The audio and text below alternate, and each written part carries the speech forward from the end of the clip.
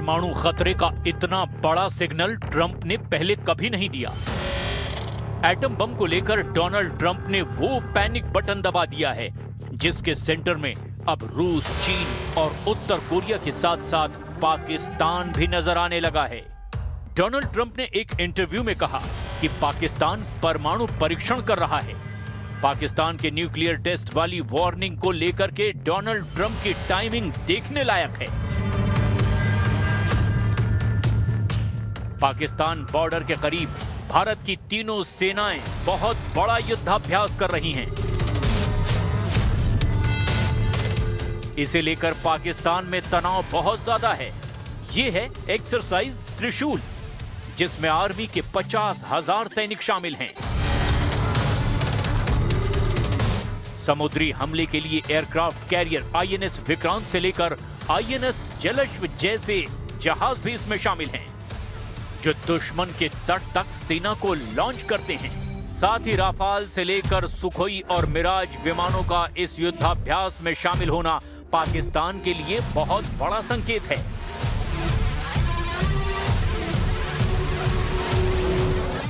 लेकिन पाकिस्तान का नाम लेकर डोनाल्ड ट्रंप ने पाकिस्तान के फील्ड मार्शल आसिम मुनीर और प्रधानमंत्री शहबाज शरीफ को मुश्किल में डाल दिया है।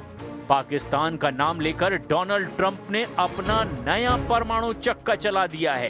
ट्रंप ने पाकिस्तान को उस फहरिस्त में शामिल कर लिया है जिसमें वो रूस, चीन और उत्तर कोरिया को रखते हैं। डोनाल्ड ट्रंप ने ये परमाणु चक्का दिखाकर बताया है कि क्योंकि रूस, चीन, उत्तर कोरिया और पाकिस्तान भी परमाणु परीक्षण कर रहे हैं, इसीलिए अमेरिका का भी परमाणु परीक्षण करना जरूरी है। रूस और चीन परीक्षण कर रहे हैं, उत्तर कोरिया और पाकिस्तान भी परीक्षण कर रहे हैं, लेकिन वो इस बारे में बात नहीं करते। लेकिन हम अलग एक खुला समाज हैं, इसीलिए हम इस बारे में बात करते हैं। इसीलिए हम परीक्षण करेंगे क्योंकि वो भी टेस्ट करते हैं। Talking about literally resuming underground nuclear detonation tests. You'll find out very soon, but we're going to do some testing. Yeah, other countries do it. If they're going to do it, we're going to do it. Okay, you can't clarify whether you'll resume. I'm not going to say yet. I mean, I know exactly what we're doing, where we're doing it, but other countries are doing it, and if other countries do it, we do it. Donald Trump ने कहा कि रूस, चीन, उत्तर Korea और Pakistan underground nuclear test कर रहे हैं, इसीलिए बहुत कम कंपन महसूस होता है। वो टेस्ट करते हैं और अमेरिका टेस्ट नहीं करता, लेकिन अब अमेरिका को परीक्षण करना होगा। डोनाल्ड ट्रंप ने जैसे ही परमाणु वाली रट लगानी शुरू की है, दुनिया में तनाव एक अलग लेवल पर पहुंच गया है। परमाणु बम के नाम पर अमेरिका ने वर्ल्ड ऑर्डर को पूरी तरह से हिलाकर रख दिया है। अमेरिका का 33 साल बाद परमाणु टेस्ट का नाम लेना दुनिया में एक बहुत बड़े खतरे का ऐलान करने जैसा है। 3 दशक पहले अमेरिका ने आखिरी बार 1992 में परमाणु बम टेस्ट किया था। तब उसने 7 धमाके किए थे। रूस का आखिरी परमाणु परीक्षण 1990 में हुआ था, जबकि फ्रांस और चीन ने आखिरी टेस्ट 1996 में किया था। और इसके बाद ही CTBT यानी comprehensive nuclear test ban treaty आई और परमाणु टेस्ट बंद कर दिए गए। US nuclear test was in 1992. This was largely driven by public outcry, the environmental impacts, the humanitarian consequences associated with nuclear testing, but also there was a growing international movement to do away with nuclear testing. China conducted their last nuclear test in 1996. Russia conducted their last test in 1990. And they all signed on to the 1997 Comprehensive Test Ban Treaty. And this completely banned nuclear testing above ground, below ground. And the United States insisted that it have a zero yield threshold, meaning that any nuclear activity, any experiments could not produce any sort of yield from a critical chain reaction. Bharat और पाकिस्तान ने 1998 में परमाणु test किए थे, जिसके बाद America और पश्चिमी देशों ने आर्थिक प्रतिबंध भी लगाए थे। लेकिन अब अमेरिका का राष्ट्रपति खुद कह रहा है कि वो परमाणु टेस्ट करना चाहता है। इसकी बहुत बड़ी वजह है रूस के 6 परमाणु हथियार, जिसे लेकर अमेरिका में बहुत बड़े खतरे का अलार्म बजाने की कोशिश हो रही है।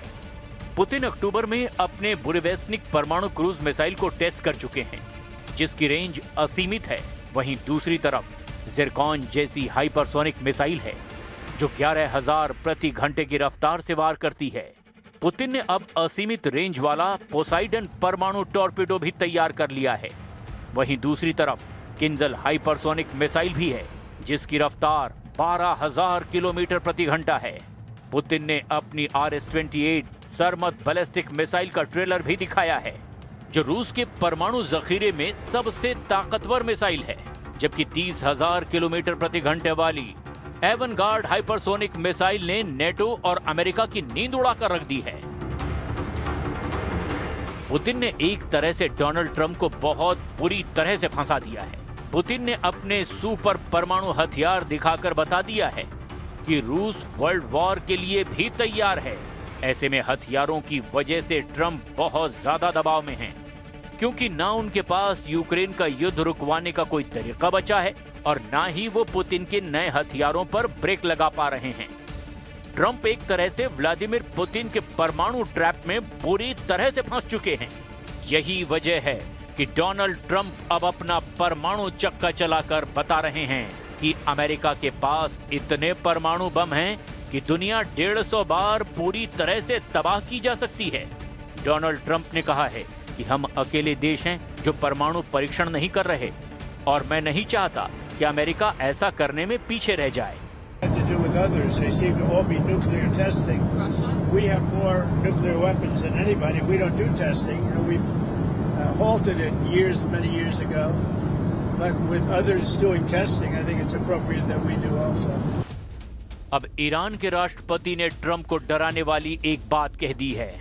राष्ट्रपति मसूद पजेश्कियन ने तेहरान में एटॉमिक एनर्जी ऑर्गेनाइजेशन का दौरा किया।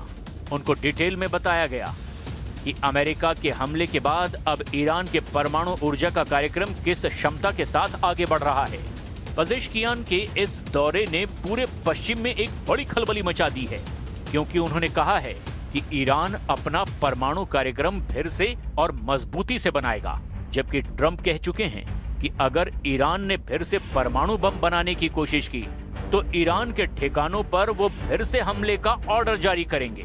अब ईरान का रुख देखकर लग रहा है कि वो ट्रंप से डरा नहीं है, बल्कि उसे आगे बढ़कर चुनौती दे रहा है। این علم در درون این دانشمندان ماست. با خراب کردن ساختمان‌ها و کارخانه‌ها ما چه میگن مشکل پیدا نخواهیم کرد. دوباره خواهیم ساخت و با قدرت بیشتری خواهیم ساخت. سعی میکنن در دنیا گسترش بدن اینه که ما به طرف هسته‌ای رفتیم برای اینکه بمب درست کنیم، در صورتی که مقام معظم رهبری اعلام کردن و فتوا دادن که ما به طرف بم از نظر اعتقادی نمیتونیم بریم. पजेश्कियन इसीलिए हमलावर हैं क्योंकि ईरान के सर्वोच्च नेता अली खामनेई ट्रंप को ईरान का दुश्मन कह चुके हैं। खामनेई ट्रंप को डील ब्रेकर भी कह चुके हैं। खामनेई ट्रंप को कातिल भी कह चुके हैं और उन्होंने ट्रंप को आतंकवादी तक कह डाला है।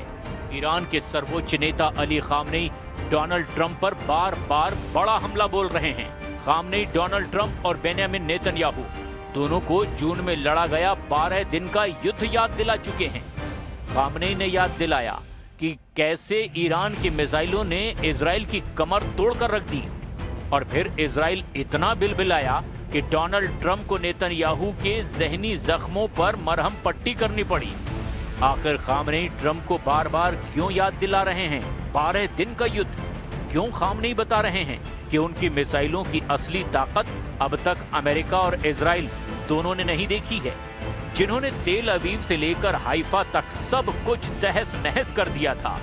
ये 13 जून की रात और उसके बाद का वीडियो है, जब ईरान की मिसाइलों ने तेहरान और बाकी शहरों पर हुए इजरायली हमलों के बाद नेतन्याहू के शहरों को दहला दिया था। اینا مایوسن. اینا در جنگ 12 روزه اونچنان سیلی خوردن که باور نمی‌کردن، توقعشو نداشتن. مایوس شدن. این رفت روحیه بده به اونها. این رفت اونها رو از یأس خارج کنه. این حرفایی است که به یک مسئولین مایوس زده میشه. اینجور حرفایی که او زد.